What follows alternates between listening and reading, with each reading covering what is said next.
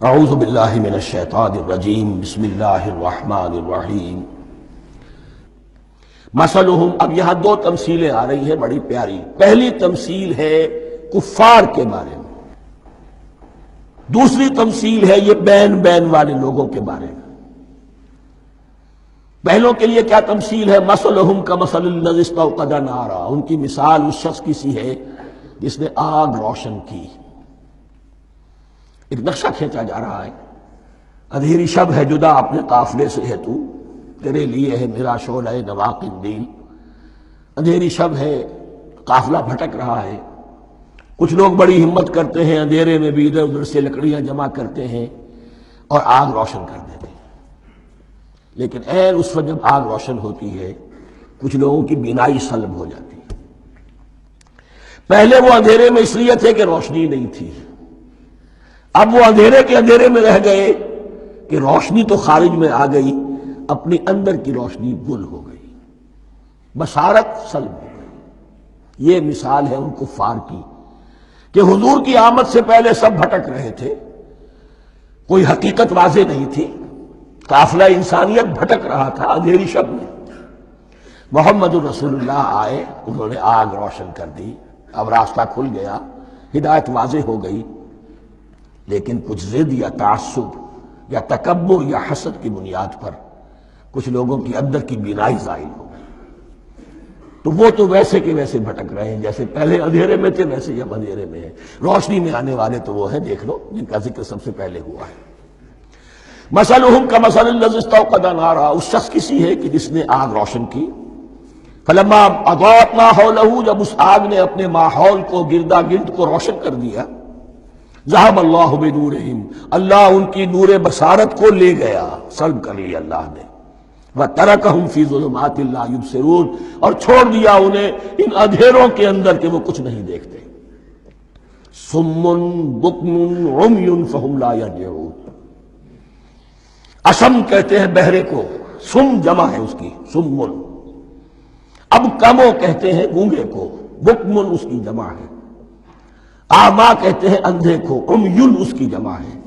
یہ بہرے ہیں، گونگے ہیں، اندھے ہیں، فہم لا یرجعون، اب یہ لوٹنے والے نہیں۔ یہ کون ہے؟ ابو جہل ہے، ابو لہب ہے، ولید بن مغیرہ ہے، عقبہ ابن ابی معیط ہے۔ یہ سب کے سب ابھی زندہ ہے جب یہ آیات نازل ہو رہی ہیں۔ ابھی تو غزوہ بدر ہوگا سن 2 ہجری میں، اور اس میں یہ سب جو ہیں واصل جہنم ہوں گے، ابھی تک تو ہے نا۔ یہ لوگ ہو گئے اس کی مثال۔ وَمَثَلُهُمْ كَمَثَلِ الَّذِي اسْتَوْقَدَ نَارًا فَلَمَّا أَضَاءَتْ مَا حَوْلَهُ ذَهَبَ اللَّهُ بِنُورِهِمْ وَتَرَكَهُمْ فِي ظُلُمَاتٍ لَا يُبْصِرُونَ صُمٌّ بُكْمٌ عُمْيٌ فَهُمْ لَا يَرْجِعُونَ۔ اب دوسری مثال، أَوْ كَصَيِّبٍ مِّنَ السَّمَاءِ، یا بڑی زور کی بارش برس رہی ہے آسمان سے، فِيهِ ظُلُمَاتٌ، اس میں اندھیرے بھی ہیں، وَرَعْدٌ، اور گرج ہے، وَبَرْقٌ، اور بجلی چمک رہی ہے۔ یجعلون اصابعہم فی اذانہم من الصواعق حذر الموت، کچھ لوگ ہیں کہ جو اپنی انگلیاں اپنے کانوں کے اندر ٹھوسے ہوئے ہیں کہ وہ جو کڑک ہے اس سے ان کی جانیں نہ نکل جائیں، موت نہ آ جائے۔ کڑکا ایسا ہے کہ اس کڑکے سے بچنے کے لیے اپنی انگلیاں اپنی کانوں میں ٹھوس رکھی، حذر الموت، موت کے خوف سے۔ واللہ محیط بالکافرین، اللہ ایسے کافروں کا احاطہ کیے ہوئے ہیں، بچ کر کہاں جائیں گے۔ یکاد البرق یخطف ابصارہم، قریب ہے کہ بجلی ان کی نگاہوں کو لے جائے، ان کی بینائی کو سلب کر لے۔ کلما اضاء لہم، لیکن ہوتا کیا ہے، جب ذرا روشنی ہوئی تو چل لیے۔ مشوا فیہ، بجلی چمکی، کچھ نظر آ گیا دائیں بائیں تو کچھ تھوڑا سا چل لیے۔ وَإِذَا أَظْلَمَ عَلَيْهِمْ، اور جب تاریکی ان پر طاری ہو گئی، قاموا، کھڑے کے کھڑے رہ گئے۔ یہ نقشہ ہے ان کا کہ ایک طرف بارش ہو رہی ہے، قرآن مجید ہے، آسمان سے نازل ہو رہا ہے، یہ ماہ مبارکہ ہے، یہ کتاب مبارک ہے، لیکن یہ کہ اس کے ساتھ کڑکے ہیں، گرج ہے، کفر سے مقابلہ ہے، کفر کی طرف سے دھمکیاں ہیں، اندیشے ہیں، خطرات ہیں، امتحانات ہیں، آزمائشیں ہیں۔ ذرا کہیں حالات کچھ بہتر ہوئے، کچھ جسے بریدنگ سپیس کہتے ہیں ملی، تو تھوڑا سا چل لیے، ہم بھی مسلمان ہیں، کوئی خاص موقع نہیں ہے، کسی جنگ کے لیے بلایا نہیں جا رہا ہے، تو بڑھ چڑھ کے باتیں کر رہے ہیں، اپنے ایمان کا اظہار بھی کر رہے ہیں۔ جیسے ہی کوئی آزمائش آئی قاموا، ٹھٹک کر کھڑے کے کھڑے رہ گئے۔ وَلَوْ شَاءَ اللَّهُ لَذَهَبَ بِسَمْعِهِمْ وَأَبْصَارِهِمْ، اللہ چاہتا تو ان کی سماعت اور بصارت کو بھی سلب کر لیتا، لیکن اللہ کا قانون یہی ہے، جو جہاں رہنا چاہے اس نے آزادی ارادہ دی ہے انسان کو۔ تم اگر مومن صادق بن کر رہنا چاہتے ہو، اس کو آسان کر دے گا تمہارے لیے۔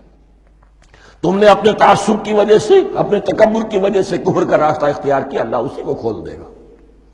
تم بیچ میں لٹکنا چاہتے ہو، لٹکتے رہو، اللہ تعالیٰ جو ہے جبرن کسی کو نہ حق پہ لائے گا، نہ جبرن کسی کو باطل پر لے کر جائے گا، اس لیے کہ جبر اگر ہو تو پھر امتحان کا معاملہ ختم، پھر جزا و سزا بیکار ہے، غیر منطقی ہے، غیر معقول ہے۔ ان اللہ علی کل شیء قدیر، یقیناً اللہ تعالیٰ ہر چیز پر قادر ہے۔ یہ دو رکوع اس اعتبار سے کہ انسانی شخصیتوں کا سمجھنا، اور جیسا کہ میں نے عرض کیا، تعویل عام ذہن میں رکھیے، جب بھی کبھی کوئی دعوت حق اٹھے گی، اگر وہ واقعتاً کل کے کل حق کی دعوت ہے اور اس میں انقلابی رنگ ہے کہ باطل سے پنجہ آزمائی کرنی ہے، باطل کو نیچا دکھانا ہے، حق کا غلبہ کرنا ہے، تو یہ تین قسم کے افراد لازماً ہمیشہ وجود میں آ جائیں۔ ان کو پہچاننا، ان کے کردار کی جو اصل جو اس کے پیچھے پس منظر ہے، اس کو جاننا بہت ضروری ہے۔ صدق اللہ العظیم۔